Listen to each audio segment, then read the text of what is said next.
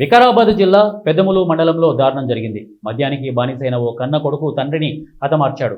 పోలీసులు తెలిపిన కథనం మేరకు హనుమంతుడు గత కొంతకాలంగా పక్షవాతంలో బాధపడుతున్నాడు.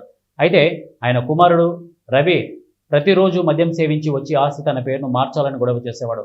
తండ్రి అందుకు సమ్మతించకపోవడంతో మద్యం మత్తులో తండ్రిపై దాడి చేసి హత్య చేశాడు. పోలీసులు కేసు నమోదు చేసుకుని దర్యాప్తు కొనసాగిస్తున్నారు. వాని భార్య కాలమైంది.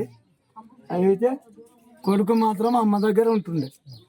అమ్మ చెయ్యి ఇరగొట్టినందుకు నిన్న వచ్చి నేను దొరకని పోయినా. అలా అమ్మ ఆడ ఊరుకున్నది. అయితే హాస్పిటల్ పెట్టుకొని నేను వస్తూనే ఉన్నా. మధ్యలో వచ్చే వరకు ఫోన్ వచ్చింది. అది ఎవరు సార్ వాళ్ళే ఫోన్ చేశాను. అన్నావు రాములు, నువ్వు రాములేనా అని అంటే అవు సార్ అని. గుట్లపల్లి అనేది అవు సార్ అని అంటే ఏం చేస్తావు నువ్వు అంటే సార్ నేను రాత్రి అనిపిస్తాను. బెల్కటర్ కాడ బండి ఆపి వచ్చిన సార్.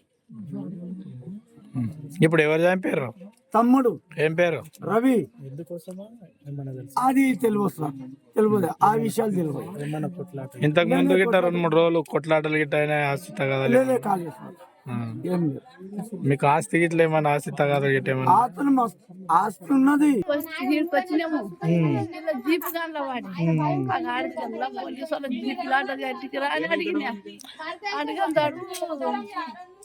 మన కొడుకు ఉద్దారకం చేసిండమ్మా నాయన చంపిండంట. నీకెందుకు కొట్టిందమ్మా? నీకెందుకోసం కొట్టి? కట్టెలు నరకన్నందుకు. నువ్వు కట్టెలు నరకని కట్టెలు నరకన్నందుకు పిల్లకి పిల్లాడు ఆడే కట్టెలు నరకన్నందుకే కొట్టింది. సారు ఇప్పుడు ఎందుకు చంపిండమ్మా మరి? లేకుంటే సారు 2-3